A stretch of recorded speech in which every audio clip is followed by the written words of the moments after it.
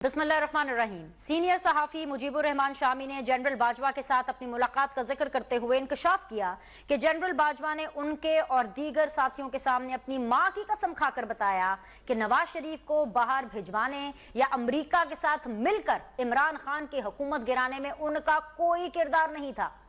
मुजीबुर रहमान शामी साहब के मुताबिक जनरल बाजवा ने भारी भरकम कस्में खाकर बताया कि उन्होंने अपनी मुद्दत मुलाजमत में तौसी के लिए ना कभी किसी से कहा और ना ही किसी से कोई तकाजा किया। इमरान खान साबिक आर्मी चीफ जनरल बाजवा पर मुसलसल ये तीनों इल्जामात आयद करते आ रहे हैं। इमरान खान का सबसे बड़ा इल्जाम यही था कि जनरल बाजवा ने अमरीका से मिलकर उनकी हुकूमत गिराई और एक्सटेंशन की खातिर नून लीग से मुकमुका किया। इख्तिदार से निकाले जाने के बाद इमरान खान की पूरी सियासत इन्हीं तीन इल्जामात पर टिकी हुई है। हालांकि ये सब जानते हैं कि नवाज शरीफ को बाहर भेजने में खुद इमरान खान और उनकी पूरी काबीना पेश थी, जिसका एतराफ खुद इमरान खान बारहा कर चुके हैं। अदम एतमाद का सारा प्रोसेस भी पूरे पाकिस्तान के सामने हुआ। मुत्तहिदा और बाप की जानिब से अपनी सपोर्ट विड्रॉ करने से ऑपोजिशन इस काबिल हुई कि वो मुल्क की तारीख में पहली बार आईनी तरीके से वजीर आजम को हटा सके। रही एक्सटेंशन की बात, तो वो भी सब जानते हैं कि अगर जनरल बाजवा चाहते तो एक्सटेंशन मिलना उनके लिए कोई मसला नहीं था। जनरल बाजवा पर इल्जाम लगाने वाले इमरान खान खुद वजारत उज़्मा के बदले उन्हें ताहयात एक्सटेंशन देने की ऑफर कर चुके थे। यह अब तारीख का हिस्सा है कि जनरल बाजवा ने जब एक्सटेंशन की ऑफर को रद्द किया और अदम एतमाद के प्रोसेस में फौजी मुदाखलत से साफ इनकार कर दिया। जी हां, सियासी प्रोसेस के दौरान न्यूट्रल रहने पर इमरान खान ने जनरल बाजवा के खिलाफ प्रोपेगेंडा शुरू किया, जो आज तक जारी है। जनरल बाजवा का दो सीनियर सहाफियों की मौजूदगी में कुरान पाक पर हल्फ उठाने और अपनी मरहूमा मां की कसम खाने के बाद इल्जामात का यह प्रोपेगेंडा अब बंद हो जाना चाहिए। अल्लाह हम सबको हिदायत दे। आज के शो का आगाज करते हैं। आज के पैनलिस्ट आपके सामने रखती हूँ। सीधी बात में हमें ज्वाइन किया है जी सेनेटर असद अशरफ साहब ने, पीएमएलएन को रिप्रेजेंट कर रहे हैं। अस्सलाम वालेकुम, खुश आमदीद। मेरे साथ मौजूद हैं जी वेरी ऑनरेबल कादिर मंदुखेल साहब, पाकिस्तान पीपल्स पार्टी को रिप्रेजेंट कर रहे हैं। अस्सलाम वालेकुम, खुश आमदीद। मुझे ज्वाइन किया हुआ जी शौकत यूसुफजई साहब ने, रहनुमा है पाकिस्तान तहरीक इंसाफ के। अस्सलाम वालेकुम, खुश आमदीद। And last but never the least मुझे ज्वाइन कर रहे हैं जी अब्दुल्ला हमीद गुल साहब। अस्सलाम वालेकुम, बहुत बहुत शुक्रिया ज्वाइन करने के लिए। शौकत यूसुफजई साहब, मैं आपसे इस शो का आगाज करना चाहूंगी।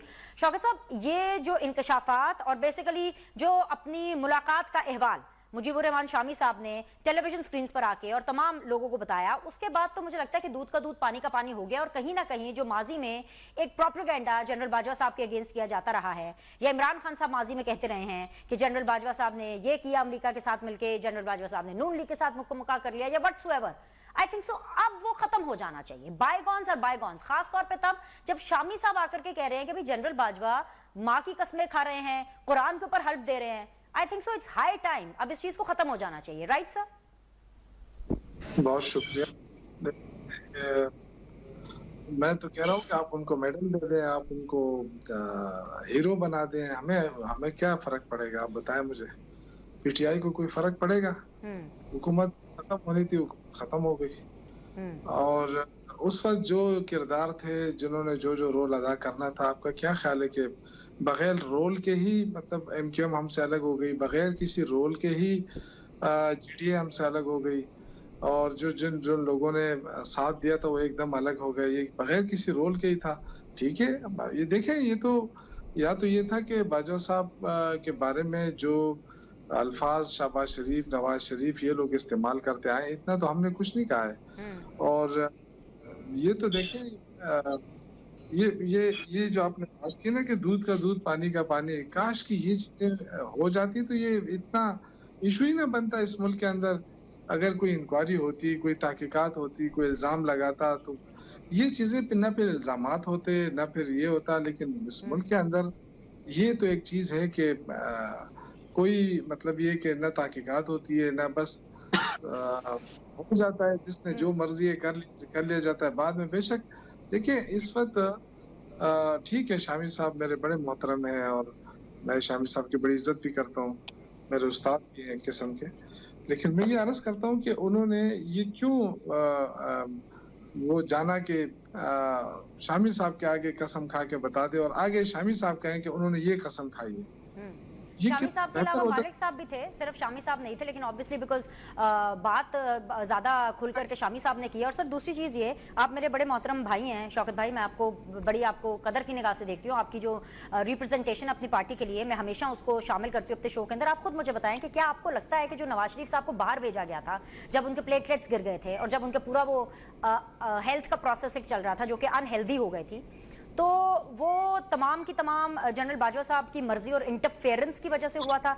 क्योंकि हमें तो ये पता है कि वो तो इमरान खान साहब कहते थे कि भाई यास्मीन राशिद साहिबा डेली की बुनियादों पर प्रेस कॉन्फ्रेंस कर रही थी और जाहिर सी बात है उन्होंने अपने शौकत खानम के जो डॉक्टर हैं, डॉक्टर फैसल, जिनके ऊपर एतमाद था, उनके कहने के ऊपर नवाज शरीफ साहब को बाहर भेजा। और दूसरी बात, आपने जो बात की रोल की कि बगैर किसी रोल के, आप किसके रोल की बात कर रहे हैं? आप जनरल बाजवा के रोल की बात कर रहे हैं कि आप इमरान खान साहब के रोल की बात कर रहे हैं? क्योंकि इमरान खान साहब का तो रोल यही था कि उन्होंने MQM को रोकने की कोशिश ही नहीं की, उन्होंने सब कुछ तो जनरल बाजवा साहब पे छोड़ा हुआ था।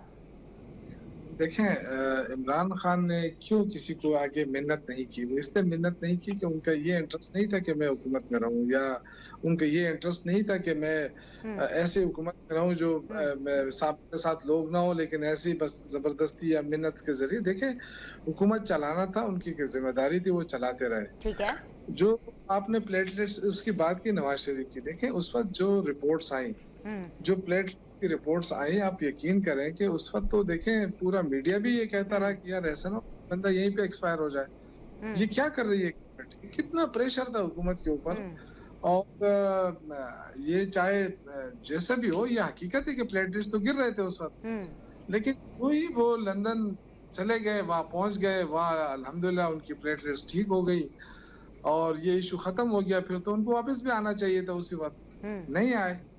तो देखिए, उसमें तो कुछ अदालतों का भी उसमें अमल दखल था, ऐसा भी नहीं था कि सिर्फ डिसीजन था। उस वक्त जो अदालतें थी, आपको याद होगा, उस वक्त वो भी कहती रही। तो बहरहाल मैं ये देखे, मैं तो ये इस सियासत का कायल हूँ कि इसमें हर एक का एहतराम होना चाहिए। इस देखें, हम सिर्फ सियासतदान ही एक दूसरे को बेइज्जत करते हैं, बाकी कोई ऐसा नहीं है इदारा जो एक दूसरे को, सियासतदान ही एक दूसरे को बेइज्जत करते हैं। लेकिन ये चीजें अब जो है ना, मेरे ख्याल से अब थोड़ा सा हमें ऐसे डगर पे जाना चाहिए कि लोगों को पता चले कि फेयर कौन है और अनफेयर कौन है, कौन इस साथ खेल रहा है, कौन इस मुल्क की दौलत को लूट रहा है, कौन इस मुल्क की खिदमत कर रहा है। क्यों इस चीजों का पता नहीं चलना चाहिए? तो बहुत लाजमी है। पहले हम देखें, किसी एक छोटा सा आर्टिकल भी छाया हो जाता ना, तो लोग उस पर तबसरे करते हैं। बिल्कुल। आज आप देखें कि अखबारात भरे पड़े हैं, आपके चैनल पे बेशुमार तजिए देते रहते हैं, किसी को परवाह नहीं होती है। इस वक्त जो इस मुल्क के अंदर सबसे बड़ी जो सिचुएशन है, ईरान इजराइल ये जो कॉन्फ्लिक्ट शुरू हुआ है, और इसमें जो दबाव पाकिस्तान के ऊपर अमेरिका से पड़ रहा है, ये देखें, ये हम यही तो हम रोना रो रहे हैं कि इस अमेरिका के लिए हमने क्या कुछ नहीं किया। अब मुझे पता है कितना हमने इस अमेरिका के लिए किया। आज अमेरिका उन कंपनियों पे पाबंदी लगा रही है जो हमें पता नहीं हम दे भी रहे हैं कि नहीं दे रहे हैं। लेकिन I got your point, Shaukat भाई, I got your point। America हमेशा से ही डू मोर का मुतालबा करता रहा है, ये अभी कोई नई बात नहीं है, माजी में भी वो करता रहा है। But I got what you are saying। मुझे आगे जरा पैनल की तरफ बढ़ना है, मैं वापस आऊंगी आपकी तरफ दोबारा सेकंड राउंड के लिए। सेनेटर साहब, PMLN के लिए तो ये एक अनदर विक्ट्री है। I think so this is another feather in the cap, वो जैसे कहते हैं, क्योंकि ये जो भी बयान दिया गया है जनरल बाजवा साहब ने, जो शामी साहब और दीगर सहाफियों के साथ शेयर किया और फिर उन्होंने आगे सब लोगों को बताया, वो तो नून लीग के फेवर में जाता है। क्योंकि इल्जाम तो ये लगता था ना कि जनरल बाजवा ने नून लीग के साथ मुकमुका किया, बेसिकली शहबाज शरीफ ने जनरल बाजवा साहब के साथ मुकमुका कर लिया। बट ऐसा नहीं है, तो ये तो आपको कांग्रेचुलेशन सर, मैं तो यही कहूंगी कि this is a big win for you. देखिए, बिग विन कोई नहीं है, लेकिन ये बात तो रोज अव्वल से यहाँ के बाजवा साहब जो थे, PMLN और उसकी लीडरशिप को किसी तरह भी इलेक्शन में या इक़्तिदार में रखना नहीं चाहते थे, और वो अपना इसका इजहार खुला जिस किसी भी यूनिट में जाते थे, बड़े खानों में, तो वो ये कहते थे, बल्कि प्राइवेट महफिल में तो वो ये भी कहते थे कि gentleman wait, PMLN leadership will lick my boots. जिस आदमी की ये सोच हो, वो आप सोच सकते हैं कि किस किस्म का होगा। और हमने कोई इनके बारे में कोई ऐसी बात नहीं की, हमारी लीडरशिप को ये सारी बातें पता थी इलेक्शन में जाने से पहले 25 जुलाई 2018 की, क्योंकि जगह जगह ये बातें होती थी। और उसके बाद भी अब ये जो कह रहे हैं कि जी उनकी सपोर्ट थी, तो मेरे ख्याल में ये हम सब उधर बैठे होते थे, हमें पता है कि इनके अपने टिकट होल्डर जो इलेक्शन जीते हुए थे, लाइक राजा रियाज, नवाब वसीम, नूर आलम, मोहम्मद धैर हुसैन, मुल्तान वाले और इस तरह के दर्जनों, वो उसी वक्त छोड़ चुके हुए थे। इनकी गवर्नेंस इतनी बुरी थी कि वो सबके सामने आया थी।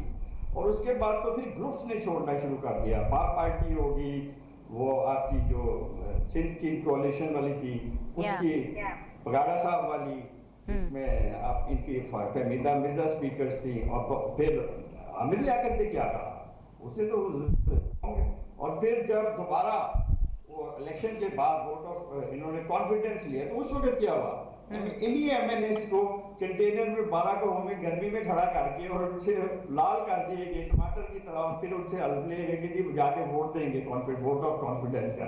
तो ये बातें तो हम वहां पर रोज देखते थे हो रही थी, किसी ने कुछ नहीं किया।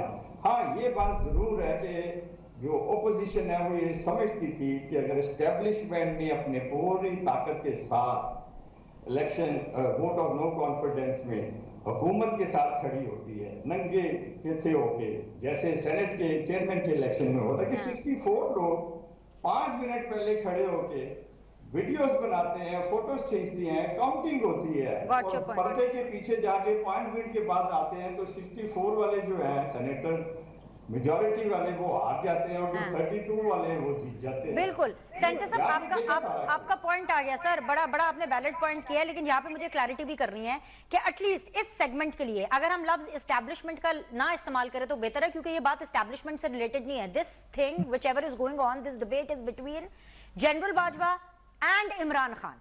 इससे पूरी एस्टैब्लिशमेंट की इन्वॉल्वमेंट की बात नहीं हो रही, बात जनरल बाजवा की हो रही है। इल्जाम वो जनरल बाजवा के ऊपर लगाते थे, पिन पॉइंट करके, नाम लेकर के। पाकिस्तान पीपल्स पार्टी को मैं शामिल करना चाहूंगी, कादिर मंदोखेल साहब। अब देखें, अदम एतमाद के प्रोसेस के ऊपर ये इल्जाम लगाया जाता था कि जी जनरल बाजवा ने उस टाइम पर आपकी पार्टी पीपल्स पार्टी और नून लीग का साथ दिया। इमरान खान साहब तो ये इल्जाम लगाते थे, अब तो वो क्लियर हो गया क्योंकि जनरल बाजवा साहब कसमें खा करके कह रहे हैं ऐसी कोई बात नहीं है, तो ये आपके फेवर में भी एक चीज जाती है। लेकिन मेरा सवाल इससे एक कदम आगे बढ़ के ये है कि क्या आप इस डिबेट को, इस इल्जाम तराशी को जो जनरल बाजवा के खिलाफ जो प्रोपेगेंडा चल रहा है, इसको अब खत्म होना चाहिए कि नहीं? ये तो पीटीआई वाले बताएंगे कि खत्म करेंगे या इसी बयानिया को आगे लेके चलेंगे। शौकत यूसुफजई साहब ने एक बात बड़ी खूबसूरत की है कि हम सियासतदान एक दूसरे के खिलाफ बोलते रहते। मेरे ख्याल में देर है दुरुस्त है, काफी टाइम के बाद इनको ये एहसास तो हो गया कि सियासतदानों के साथ ही बात करनी है, सियासतदानों के साथ ही डिस्कस करनी है। बाकी जो जनरल बाजवा की कस्में अपनी जगह पे, लेकिन जो उन्होंने जनूबी पंजाब जो माज बनाया था, उनके साथ मुआहिदा किया था कि 100 दिन के अंदर वो जनूबी पंजाब बनाएंगे, तो क्या एक दफ्तर बना के वो बना ली उसने? क्या उन्होंने जो एमक्यूएम के साथ मुआहिदे किए, एमक्यूएम के साथ जो कमिटमेंट किए वो पूरे किए? क्या उन्होंने बाप पार्टी के साथ जो मुआहिदे और कमिटमेंट किए और खास तौर पर मिसिंग पर्सन के हवाले से वो पूरे किए? अब अगर इनकी अपनी नाइली की वजह से, मिस कमिटमेंट की वजह से वो इत्यादि इनका साथ छोड़ गए और ऐन आइन की आर्टिकल 95 सब क्लास 1 के तहत अदम एतमाद की तहरीक जो एक आइनी एक निशिक है और जो बेनजीर भुट्टो साहिबा के खिलाफ इस्तेमाल हुआ, नाकाम हुआ, शौकत अजीज के खिलाफ हुआ, नाकाम हुआ, और इमरान खान साहब के खिलाफ हुआ, कामयाब हो गया, तो उसमें फिर आप इधर उधर की बातों के बजाय आप अपने जो आपने जो बटेर आपने या जो भी आपने एक ग्रुप बनाए थे इत्यादि, उनके साथ अगर आपने जो कमिटमेंट की थी और पूरे नहीं की, वो आपसे अलग हो गए, तो आप इल्जाम लगा रहे हैं। लेकिन एक बात मैं इनकी बात का तायद कर दूंगा, जर्नल फेज का। जर्नल फेज में उसी असम्बली का हिस्सा था। जर्नल फेज ने जितना फैसल वाडा के लिए मुझ पर प्रेशर डाला और इवन की कत्ल की धमकियां दिए, करोड़ों की ऑफर किए, एमएनए बनाएंगे, सेनेटर बनाएंगे, ये सारे रिकॉर्ड कैसा है। मुझे सेक्टर कमांडर हाउस कराची बुलाया गया, जो 1.5 घंटा मुझे वहां टॉर्चर करके थ्रेट किए। और ये बात मैं आज नहीं कह रहा हूँ, जब जनरल फेज कोर कमांडर थे उस वक्त मैंने फैसल वाडा के साथ नसीम ज़ेरा वाले शो में ये बात की है, लाइव आप देख सकते हैं उस वक्त भी। तो यहाँ तक तो ठीक है, लेकिन मैं ये भी कहूंगा कि जनरल फेज का अगर किरदार था तो जनरल फेज का किरदार 2018 का इलेक्शन में भी था इनको लाने के लिए, फिर ये भी एक्सेप्ट करना चाहिए, क्योंकि 2018 में ये आवाम के वोटों से नहीं आया। और दूसरी बात मैं ये बताता चलूं, जो शौकत यूसुफजई साहब की पार्टी ये बयाना देते थे और ये कहते थे 8 फरवरी के इलेक्शन में धांधली हो गई है, इमरान खान अगर खंबा भी खड़ा कर देते तो वो जीत जाता। तो बाजवड़ के इलेक्शन में तो उन्होंने जो खंबा खड़ा किया था उसको तो आवाम ने वोट नहीं दिया, बल्कि एक शहीद जिसको टिकट नहीं दिए उनके भाई को दिए। लेकिन इमरान खान ने जिसको नॉमिनेट किए, मरकजी क़यादत वहां गई है, जलसे जुलूस किए, वजारत की ऑफर की है, नौकरियों की ऑफर किए, उन्हें टुकरा दिया। तो इमरान खान का ये बयाना भी इनका फिट गया कि वो खंबा खड़ा करेंगे, वो जीतेंगे। बिल्कुल बिल्कुल जी, बड़ा क्लियरली आपने अपना पॉइंट ऑफ व्यू दिया। अब्दुल्ला हमीद गुल साहब, मैं एक कदम आगे जाकर के इस पूरी डिस्कशन से आपसे पूछूंगी कि जनरल बाजवा साहब तो यही कर सकते थे, जाहिर सी बात है वो खुद बाउंड हैं, इस पोजीशन में तो है नहीं कि आकर के प्रेस कॉन्फ्रेंस कर देते या किसी को बाकायदा तौर पर एक इंटरव्यू दे देते या किसी भी एक सोशल मीडिया के प्लेटफॉर्म पर या नेशनल टीवी पर आकर के बात कर देते। यही फॉरम हो सकता था कि किसी सहाफी से बात कर लेते, कुछ सहाफियों से बात कर लेते। Do you think so that he used the right forum, he chose the right person? Bajwa में ही अगर फोकस करें आपके तो ज्यादा मुनासिब होगा, क्योंकि पेंडोरा बॉक्स तो फिर बहुत ज्यादा खुल जाएगा और मैं भी बहुत सारी चीजों को जानता हूँ। बहरहाल अगर हम जनरल बाजवा के हवाले से बात करें, पहली बात यह है कि उनके ऊपर 2 साल की पाबंदी है कि वो किसी, और ये पाकिस्तान के कानून के मुताबिक है, वो किसी लीगल फोरम के ऊपर, किसी जो ऐसे पब्लिक फोरम पे प्रेस कॉन्फ्रेंस के जरिए, टेलीविजन के जरिए, अखबारी बयान के जरिए वो नहीं आ सकते। ये उनके ऊपर एक पाबंदी है। अब उसको ऊपर उन पे मुस्तकिल इल्जाम तराशी हो रही है।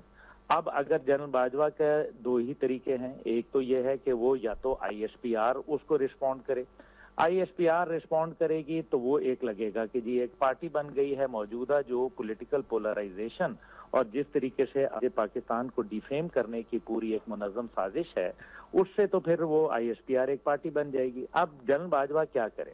मुजीबुर रहमान शामी साहब हैं या कोई और लोग हैं, मैं भी जनरल बाजवा साहब की इस बात से, मुझे भी ये बात उन्होंने बताई है और वो खुले डुले से आदमी हैं। वो इसमें कोई शक व शुबा नहीं है कि अगर वो एक्सटेंशन का मामला था तो कौन था जो इनको एक्सटेंशन नहीं देना चाहता था? क्या माजी के अंदर आर्मी चीफ्स को एक्सटेंशन नहीं दी गई? क्या तमाम पार्टियों को, अभी मैं किसी का क्या नाम लूं, लेकिन आप भी जानती हैं और हमारे मौजूद शुरका भी जानते हैं कि इनकी तमाम पार्टियों ने जब साबिक आर्मी चीफ्स को एक्सटेंशन दी हैं। और अब बात आ जाती है इसके ऊपर। अब्दुल्ला साहब, एक चीज आप अपना बयान बिल्कुल मुकम्मल कीजिएगा। सिर्फ एक चीज मैं तो ये जानती हूँ कि आज तक पाकिस्तान में ऐसा हो नहीं सका और मुझे आगे होता हुआ दिखाई भी नहीं दे रहा है कि अगर कोई आर्मी चीफ एक्सटेंशन लेना चाहे और उससे वो एक्सटेंशन ना मिले। मैं तो सिर्फ इतना जानती हूँ। अब आप अपनी बात मुकम्मल कर लें। जी नामुमकिन है बिनिश साहिबा, मैं आपसे बिल्कुल इत्तेफाक राय रखता हूँ। मतलब आप ये कहें कि अभी तो उनके जहन में बात होगी तो हमारे लोग जो है वो खड़े हो जाएंगे और कहेंगे कि जनाब हम तो आपको ताहयात एक्सटेंशन देने के लिए तैयार हैं। बहरहाल मैं समझता हूँ कि एक्सटेंशन का कानून खत्म होना चाहिए, ये मेरी जाती राय है। अब आ जाते हैं जनरल बाजवा की बात के ऊपर। जनरल बाजवा के मुख्तलिफ लोगों के साथ वो आर्मी चीफ के तौर पर मुख्तलिफ जो सहाफ़ी हजरात थे उनसे मुख्तलिफ मुकामात पे मिलते रहे। मीट द प्रेस हुई, उसके अलावा उनके खाने हुए, उनकी शादी ब्याह के हवाले से लोग उनके साथ मिलते रहे। और मुजीबुर रहमान शामी साहब एक बहुत सीनियर सहाफ़ी हैं, उन्होंने ये बात की। हाँ, मैं ये समझता हूँ कि जनरल बाजवा अपने कसूर को, वो सादे से आदमी हैं, उन्होंने उठा के वो कस्में वगैरह खा ली जो कि मेरे ख्याल में उनको नहीं खानी चाहिए थी। ये मेरी एक जाती राय है। लेकिन एक आदमी अपने ऊपर मुसलसल जो तीरों निस्तर बरसाए जा रहे हैं उनके हवाले से अपनी बेगुनाही कैसे साबित करे? और जहां तक शौकत यूसुफजई साहब ने कहा ईरान के हवाले से, हाँ, तो अमेरिका ने वाकई पाकिस्तान पे दबाव डाला, इसमें कोई शक व शुबा नहीं है। तो फिर पाकिस्तान ने बर्दाश्त किया ना। इस टाइम पे ईरान के सदर को मां सवाए पाकिस्तान के अंदर और किस जगह किसी दुनिया के मुल्क ने जगह दी? तो ये पाकिस्तान का जिगरा था ना। ये पाकिस्तान की हिम्मत है कि इतना प्रेशर होने के बावजूद ईरान के सदर को हमने एक बड़ा बाइज्जत दौरा जो है वो दिया, उनके साथ अवाम का इंटरेक्शन कराया, उनके साथ हमने जो है वो तकरीबन 10 अरब डॉलर के जो है मुआहदात जो है उनके ऊपर हमने दस्तखत किए, 8 मुख्तलिफ मुआहदात के ऊपर हमने बातचीत की। तो मेरे ख्याल में लाहौर का, कराची का, इस्लामाबाद का दौरा कराया। लेकिन जनरल बाजवा का देखें मुख्तलिफ लोगों के साथ उनका ताल्लुक है और मुजीबुर रहमान शामी साहब जो हैं वो एक बड़े सीजन्ड और बहुत पुराने सहाफी हैं और ये बाकायदा जो है इनके साथ मुख्तलिफ मुलाकातें रही। मैं खुद गवाह हूँ, जनरल बाजवा साहब ने मुझे ये सारी स्टोरी खुद बताई हुई है। तो अब्दुल्ला साहब, आप हमारे शो पर आते रहे हैं और आप रेगुलर फीचर हैं, सीधी बात का आप हमें बता देते।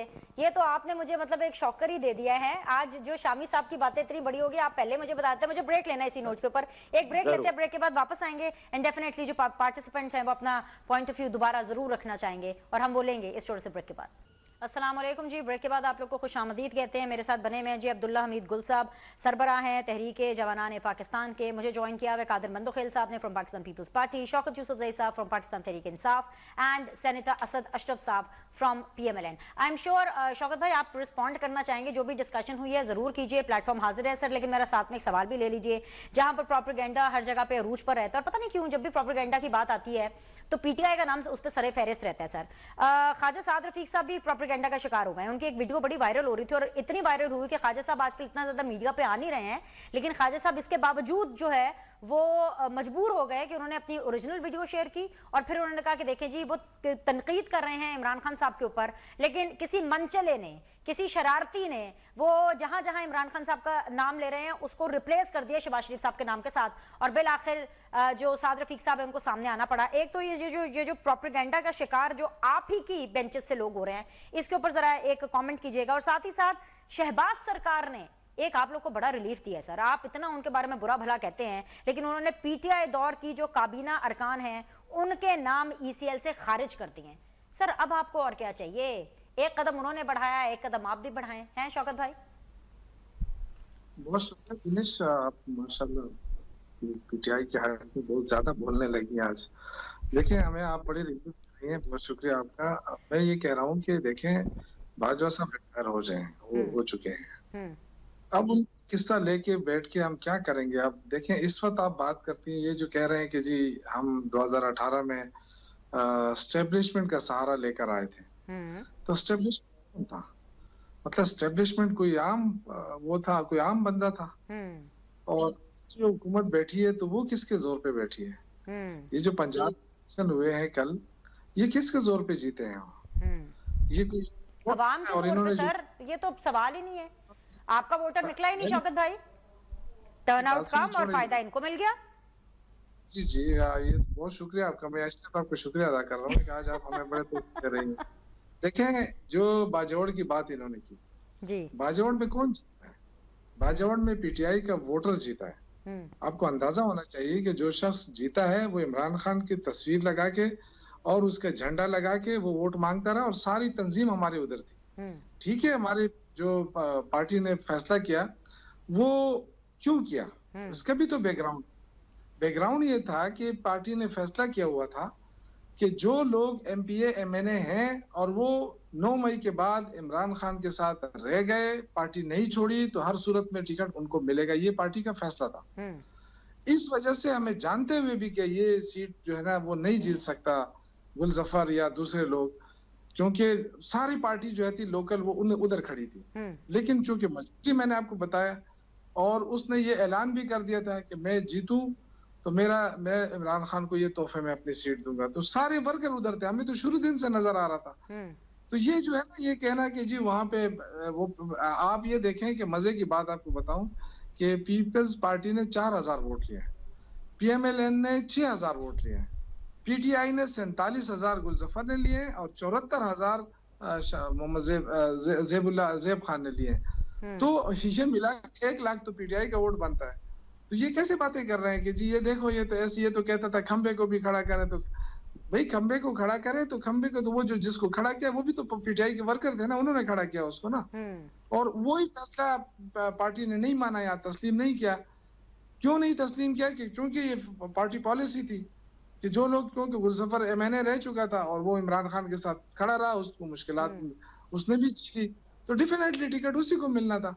तो ये उसकी मैं वजाहत करना चाहता हूँ। बाकी देखें बाजवा साहब जो है वो कैसे थे कैसे नहीं थे, अगर आप स्टेब्लिशमेंट की बात करते हैं कि वहां भी स्टेब्लिशमेंट थी और यहाँ भी स्टेब्लिशमेंट है, तो फिर उसमें से किसी को आप माइनस नहीं कर सकते। ठीक है, स्टेब्लिशमेंट होती है, ये कोई ऐसा नहीं होता है कि आधा विंग जो होता है वो कोई और होता है, आधा कोई और होता है। ये जो कुछ होता रहा है, देखिए ये तो हमने पॉलिटिशियन ने ये फैसला करना है ना, ये फैसला कब होगा कि ये हमें एस्टेब्लिशमेंट के कंधे की अब जरूरत है या नहीं है। ठीक है, ये हर दफा यही चीज जो आप देखें आप पीपल्स शौकत पार्टी भाई आप फैसला कर लेना। आप यकीन करें, इतनी अच्छी बातें आप कर रहे हैं। आप जाके ना खान साहब से जेल में मिले, मुझे ये बताएं आपकी मुलाकात हुई है कि नहीं हुई है। अगर नहीं हुई है तो आप जाके मिलें, आप खान साहब को ये जाके कहें, क्योंकि खान साहब तो हमें यही बताया जाता है कि जेल में भी बैठ के कहते हैं कि जी मैंने सियासतदानों से बात नहीं करनी, मैंने तो एस्टेब्लिशमेंट से बात करनी है। वो तो बड़ों से बात करना चाहते हैं, तो फिर वो उन लोगों की बात कर रहे हैं जिन्होंने इस मुल्क को लूटा है, जिन पे करप्शन के इल्जामात भी हैं और इल्जामात भी नहीं है, बिल्कुल ठीक ठाक है। तो जो सर आज आपने तो सारे सियासतदानों को उस लिस्ट में शामिल कर दिया है ना। आपको तो शहबाज शरीफ करप्ट लगते हैं, नवाज शरीफ करप्ट लगते हैं, जरदारी करप्ट लगते हैं, और करप्शन में खुद आप लोग जेल में बैठे हैं, लेकिन आपको बाकी सारे करप्ट लगते हैं। तो देखें मैंने तो कोई ऐसी बात नहीं की है, लेकिन ये तो आप अंडरस्टूड बात है ना। शक है इस मुल्क पे किसने हुक्मरानी की है 3-3 बार 4-4 बार, किसने हुक्मरानी की। आज अगर ये मुल्क इतना ख्वार हुआ है, इतना कमजोर हुआ है माशी तौर पे, तो क्या ये इसमें 3.5 साल इमरान खान के, बस ये हम ही जिम्मेदार हैं इस पूरे मुल्क के। इससे पहले दूध और शहद की नहरें बहती थी। Valid point sir. देखें ये सारी चीजें ये है, देखें ये इन्होंने इस मुल्क का बेड़ा गर्क किया ना।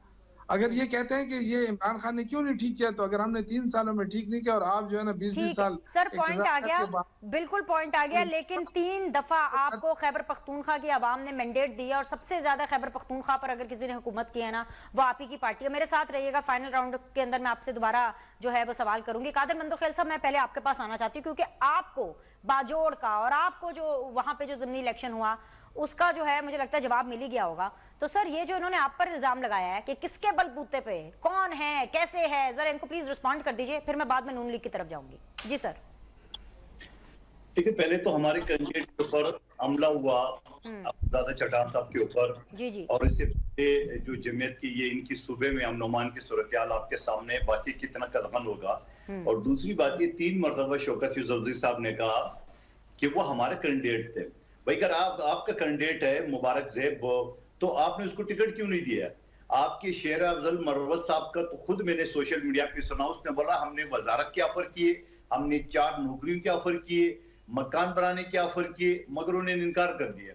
27,000 वोट से लीड से आपके कैंडिडेट को हराया, क्योंकि इमरान खान का फैसला तो गुलजफर के हक में था। तो गुलजफर को तो आवाम ने रिजेक्ट किया है। अब आप कह रहे हैं कि जो जीता वो भी हमारे, तो आपकी मर्जी है, आप जिसको मर्जी कह दें। दूसरी बात ये कि मैं ये कहना चाह रहा हूँ कि शौकत यूसुफजई साहब ने शुरू में भी एक बात बड़ी अच्छी की है सियासतदानों वाली, लेकिन फिर क्या बात है कि आज भी वो सियासतदानों से बात करने को तैयार नहीं है। यानी जो बेनिफिशरी है पीटीआई मौलाना फजल रहमान साहब की, जो माजी में बड़े गाली गलोच से नवाजते थे, उनके साथ तो वो बैठने के और बार बार बैठ रहे, वो उसको लिफ्ट नहीं करा रहा है, मगर बाकी पार्टियों के साथ बैठने को तैयार नहीं है। 9 मई को जो कोर कमांडर हाउस जलाने को ये लोग गए थे लाहौर में और पेशावर में, और अभी रमजान में कोर कमांडर हाउस में वजीर आला बमाए काबीना व हिदायत और ब्रीफिंग ली है। तो अब अगर आप फिर वही काम करेंगे, अगर फिर भी गेट नंबर 4 की तरफ आप रिज्यू करेंगे, तो आपकी मर्जी है। हम तो सियासी लोग हैं, एक दूसरे के साथ इख्तिलाफ भी रखते हैं, लड़ाई झगड़ा भी करते हैं, फिर बैठते भी है। आप क्यों अभी अपना किबला दुरुस्त करने को तैयार नहीं है? सियासी लोगों के बजाय आप फिर एस्टेब्लिशमेंट की तरफ आप क्यों रुजू कर रहे हैं? क्योंकि आपके सेक्रेटरी जनरल या जो तर्जमान है, उन्होंने अभी 2 दिन पहले किसी चैनल में कहा कि भाई सियासी लोगों से कोई फायदा नहीं है बात करने का, ये एस्टेब्लिशमेंट के साथ बात करेंगे। उनसे जब एंकर ने पूछा कि आप इतने शराइत रख रहे हो हुकूमत के साथ या आपके मुखालिफ पार्टी के साथ, तो आप एस्टेब्लिशमेंट के करेंगे, एस्टेब्लिशमेंट ही तो करेगी सब कुछ। तो जिनकी सोच इस तरह है, तो उनसे आप क्या तोके रखेंगे? सियासी लोग हैं, ये जमहूरी लोग हैं, इसी तरह चलते रहेंगे। ये मतलब फिर लाइन में खड़े होने की वो तैयारी कर रहे हैं, करे। गेट नंबर 4 में 2018 में भी आते हैं जनरल फेस के जरिए, एक मतलब फिर आ जाएंगे उनके जरिए, अल्लाह खैर सलाह, केसेस भी खत्म हो जाएंगे इनके। ठीक है जी, एक छोटा सा ब्रेक लेते हैं, ब्रेक के बाद वापस आएंगे, पीएमएलएन का मौक़िफ़ बिल्कुल जानेंगे और बाकी पार्टिसिपेंट से भी जो है हम बात करेंगे। Will be back. Welcome back जी। सेनेटर असद अशरफ साहब हैं, शौकत यूसुफ जई साहब हैं, कादर मंदोखेल साहब हैं और अब्दुल्ला हमीद गुल साहब हैं। सेनेटर असद अशरफ साहब, मेरा सवाल आपसे बिल्कुल ही डिफरेंट है। वो इसलिए क्योंकि मैं आपसे ये जानना चाहती हूँ कि जो हमारे हुक्मरान हैं वो अवाम के पैसों से ज़ाती तशहीर के गैर कानूनी कल्चर से कब बाहर निकलेंगे? मरियम नवाज अच्छा खासा काम कर रही थी, लेकिन फिर एकदम से राशन बैग्स आए, बहुत अच्छा काम था, लेकिन उसके ऊपर नवाज शरीफ साहब की तस्वीर आ गई। अच्छा जी, अभी उसके ऊपर डस्ट सेटल डाउन नहीं हुई थी, अभी तक उसी के ऊपर बहस हो रही है कि भाई ऐसा क्यों कर रहे हैं।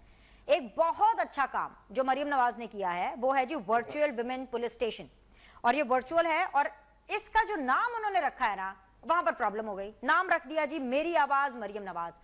अब भाई अगर एक वर्चुअल पुलिस स्टेशन है खवातीन का, इतना अच्छा प्रोजेक्ट है, मतलब अगर आप उस प्रोजेक्ट की डिटेल्स में बताऊं तो इतना जबरदस्त प्रोजेक्ट है, लेकिन इसको अपने नाम के साथ जोड़ने का क्या मकसद है? ये इस कल्चर से आप लोग कब बाहर निकलेंगे सर?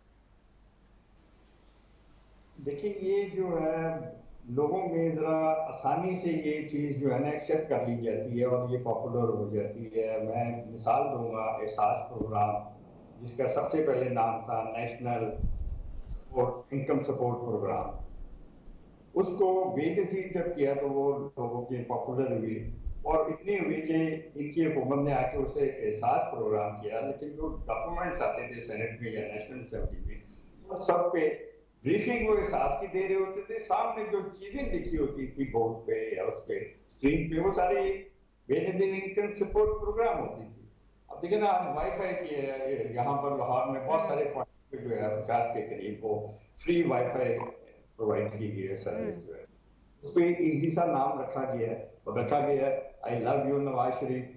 कहने का मकसद है अब फॉर दैट मैटर, ये शौकत साहब बैठे हुए डॉक्टरों के बड़े हमदर्द हैं और उनके अक्सर उनके पकौड़े खा के आते हैं और आज भी आए हैं।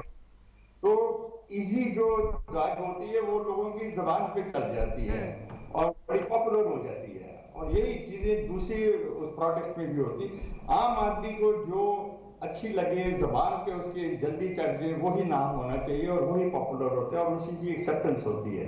तो ये कोई कल्चर नहीं है। और इसमें क्या हुआ, अगर लोगों ने उन्हें मैंडेट किस चीज का दिया, क्यों आज वो 2/3 उससे मेजॉरिटी के साथ पंजाब हुकूमत। लेकिन सेनेटर साहब मेरी बात सुने, अरफा करीम टावर की तर्ज का एक और टावर बन रहा है, आईटी टावर। अब उसका नाम जो है वो नवाज शरीफ के नाम पर रख दिया। अब आप मुझे बताएं, नवाज शरीफ साहब का आईटी से क्या लेना देना? किसी आईटी रिलेटेड शख्स के साथ अगर शख्सियत के साथ ही नाम अगर मंसूब करना था, जैसे अरफा करीम का नाम रखा और अरफा करीम का नाम यूज किया और टावर को उससे मंसूब किया। ये चीजें जो पार्टी हुकूमत में आती तो करती। क्या बेनजीर हॉस्पिटल के डॉक्टर थी, वो प्रोफेसर थी?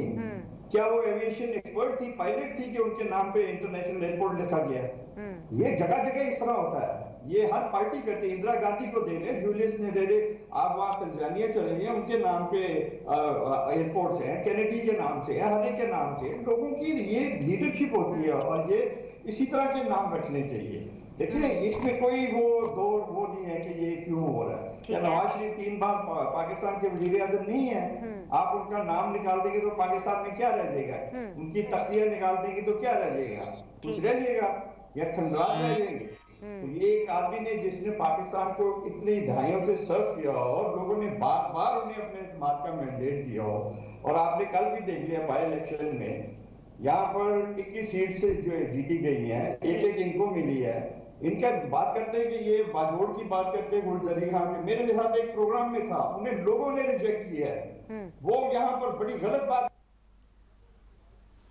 ठीक है, ओके मुझे अच्छा, असद अशरफ साहब की जो वॉइस है वो बीच में ड्रॉप हो गई। I would like to go to Abdullah Hameed Gul साहब। ठीक है, आपको पॉइंट आ गया असद अशरफ साहब, there is some problem with your voice, मेरी आवाज भी रिपीट हो रही है। ओके, एनीवेज अब्दुल्ला साहब, आप तहरीके जवानाने पाकिस्तान को ना सिर्फ रिप्रेजेंट करते हैं बल्कि इसके लिए काम भी करते हैं। सर, मरियम नवाज जो है comparatively a younger face and a younger leader, क्या वो ठीक काम कर रही हैं? बीच में कभी कभी ये पुरानी सियासत का भी एक तड़का लग जाता है, जैसे कि अब ये लगा है कि जो इन्होंने वर्चुअल पुलिस स्टेशन को मरियम नवाज के नाम के साथ मंसूब कर दिया है। So do you think so it's fine? या पूरी दुनिया में ऐसे ही होता है, जो कि एक्सप्लेनेशन हमें सेनेटर साहब दे रहे हैं कि अगर पूरी दुनिया में ऐसे हो रहा है तो इट्स ओके अगर पाकिस्तान में भी ऐसा होता है? जी सर। देखिए, आजकल ये बड़ा एक रिवाज बन गया है कि क्योंकि उसने ये किया था, फलाने ने करप्शन की इसलिए मैं जस्टिफाइड हूँ, मैंने करप्शन की। फलाने ने वो 30 साल हुकूमत की, हमने 3 साल की, इसलिए उन्होंने कुछ नहीं किया, इसलिए हमने भी कुछ नहीं किया। भाई उनको लोगों ने इसीलिए रिजेक्ट किया था ताकि आप कुछ ऐसा अमल करके दिखा दें, लेकिन नहीं हो सका। अभी आपने खुद जिक्र किया कि तीसरी हुकूमत है खैबर पख्तूनख्वा के अंदर, बताने की जरूरत नहीं है उसका हाल क्या है। तो मैं समझता हूं कि लोगों की तनख्वाहें भी वहां नहीं दी गई। अभी जो है वो कुछ पैसे दिए गए, सीटीडी का क्या आलम हुआ बाकी का, बहरहाल दिस इज नॉट कंपेयर, मैं यहाँ कोई कंपेयर नहीं कर रहा। लेकिन जो आपका सवाल है, देखिए मरियम साहिबा जब तक के अपने खुद सोच से जो है वो आगे नहीं चलेंगी, मामलात नहीं बनेंगे। अगर वो ये सोचेंगी, देखें पार्टियों के अंदर अपनी जमहूरियत नहीं है, पार्टियों में सबसे ज्यादा सीनियर लीडरशिप मौजूद है, और अगर सीनियर लीडरशिप मौजूद है तो फिर वो ओहदे कैसे, इतने बड़े बड़े ओहदे उन लोगों को मिल रहे हैं और यूसियत के साथ चल रहे हैं, चलें कोई बात नहीं, ये भी मिल जाते हैं।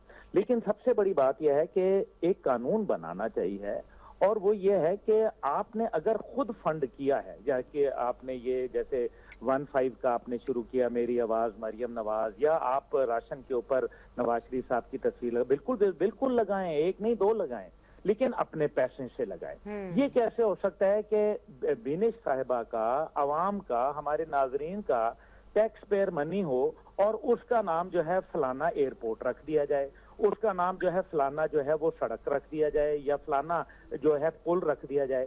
क्या पाकिस्तान में शुहदा नहीं है? क्या पाकिस्तान के अंदर हमारे बानियान पाकिस्तान नहीं है?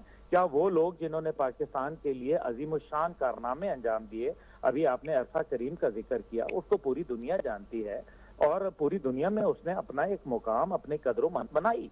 लेकिन मसला यहाँ यह है कि हम अपने नाम की तशहीर सरकारी खाते पे करना चाहते हैं, जो कि मैं समझता हूँ बड़ा गलत है। अभी आपने मरियम साहिबा के हवाले से बात की, देखिए मरियम साहिबा जो है वो एक निस्बतन यंग खातून है, और वो अपने सोच और फिक्र को अगर किसी के ताबे होके चलेंगी तो फिर मैं समझता हूं कि उनको जो है वो रिजल्ट वही मिलेगा जो उनके पुरखों को मिला, यानी कि इस कौम की तरफ से जो है वो ज्यादा पजीराई नहीं मिली।